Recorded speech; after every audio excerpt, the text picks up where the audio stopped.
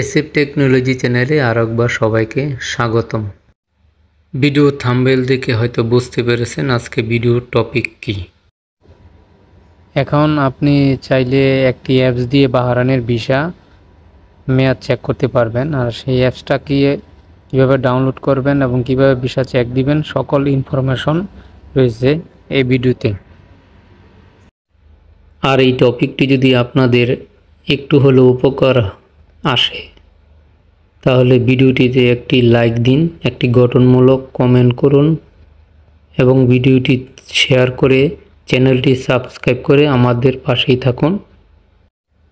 আর আমি আমার ভিডিওতে বারবারই বলি, আপনারা কোন ধরনের বা কোন টপিকের ভিডিও পেতে চান কমেন্ট করুন। তা আশা করি আপনারা প্রথমে প্লে স্টোরে চলে যাবেন, যাওয়ার পরে এনপিআর একটা অ্যাপস আছে, এটা ইনস্টল করবেন। ইনস্টল করার পর এইভাবেই এই অ্যাপসটা আপনার হোম পেজে ওপেন হবে।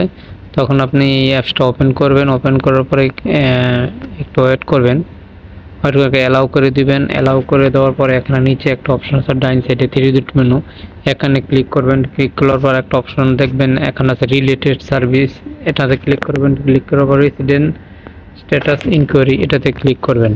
এটাতে ক্লিক করার পর একটু ওয়েট করবেন।